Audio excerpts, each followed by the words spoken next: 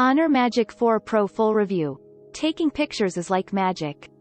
For reasons known to all, HUAWEI is having a hard time manufacturing and marketing its flagship phones.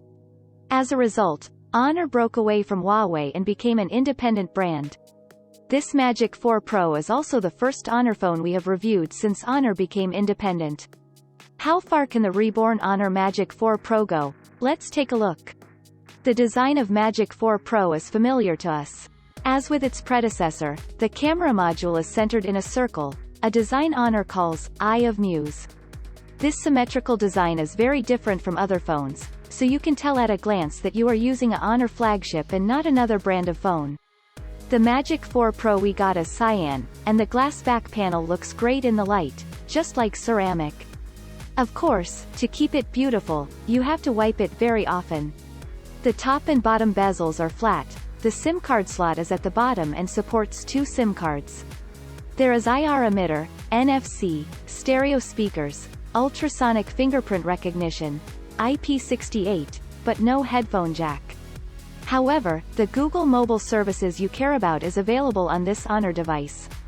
It has all the features it should have, and the design is very special. I think Magic 4 Pro is doing what a flagship phone should do. Magic 4 Pro uses a 6.8-inch quad curved display. Although the resolution does not reach WQHD+, it is sharper than the FHD+ of other phones. While it is not a screen supplied by Samsung, its performance is comparable to Samsung's panel. Some aspects are even better than what Samsung has done. You may not have noticed that very few phones that support LTPO 2.0 this year have the option of DC dimming. Most phones with low-frequency PWM dimming at low brightness will make people with sensitive eyes feel uncomfortable.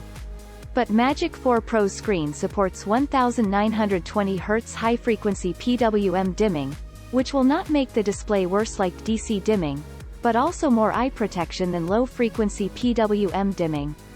The side view color cast is also better controlled than the E5 screen with micro-lens technology, and the Magic 4 Pro has a MEMC chip that can interpolate frames for video, but not for gaming. If I had to pick a downside, I'd like to see the Magic 4 Pro with a smaller curved screen, because the larger the curved area, the more serious the problem of black and green edges will be. Maybe the product is planned earlier, Magic 4 Pro's processor as Snapdragon 8 General 1. Because they were all using Kirin processors before, how good is HONOR's tuning of Snapdragon's flagship processor? Let's take a look. From the results of each benchmark, they are at least doing the same level as the 8 General 1 of other brands. No one data is particularly low. HONOR Magic 4 Pro Full Review. Taking pictures is like magic. For reasons known to all, HUAWEI is having a hard time manufacturing and marketing its flagship phones. As a result, HONOR broke away from HUAWEI and became an independent brand. This Magic 4 Pro is also the first HONOR phone we have reviewed since HONOR became independent. How far can the reborn HONOR Magic 4 Pro go? Let's take a look. The design of Magic 4 Pro is familiar to us. As with its predecessor, the camera module is centered in a circle, a design HONOR calls Eye of Muse. This symmetrical design is very different from other phones, so you can tell at a glance that you are using a HONOR flagship and not another brand of phone. The Magic 4 Pro we got is cyan, and the glass back panel looks great in the light, just like ceramic. Of course, to keep it beautiful, you have to wipe it very often. The top and bottom bezels are flat. The SIM card slot is at the bottom and supports 2 SIM cards. There is IR emitter, NFC, stereo speakers, ultrasonic fingerprint recognition, IP68, but no headphone jack. However, the Google mobile services you care about is available on this HONOR device.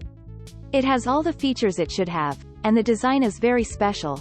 I think Magic 4 Pro is doing what a flagship phone should do. Magic 4 Pro uses a 6.8-inch quad curved display. Although the resolution does not reach WQHD+, it is sharper than the FHD+ of other phones. While it is not a screen supplied by Samsung, its performance is comparable to Samsung's panel. Some aspects are even better than what Samsung has done. You may not have noticed that very few phones that support LTPO 2.0 this year have the option of DC dimming. Most phones with low-frequency PWM dimming at low brightness will make people with sensitive eyes feel uncomfortable.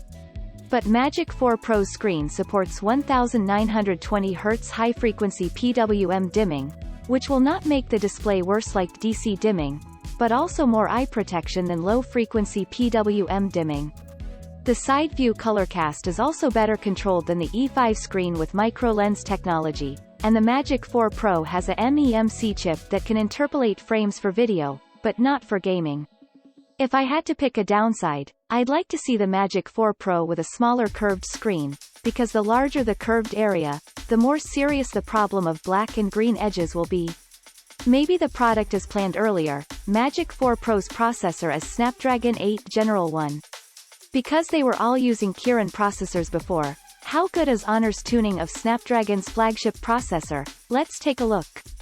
From the results of each benchmark, they are at least doing the same level as the 8 General 1 of other brands. No one data is particularly low. Magic 4 Pro supports 100W wired charging. The charger also supports up to 100W output power. It also supports 50W wireless charging. Wired charging takes 15 minutes to charge up to 60% and takes 30 minutes to fill. The Magic 4 Pro's battery capacity is 4,600 mAh, which is not huge, but it is enough. Although it is a little difficult to go a full day without charging, other 8 General 1 phones are at about the same level, so don't expect the Magic 4 Pro's battery life to be as impressive.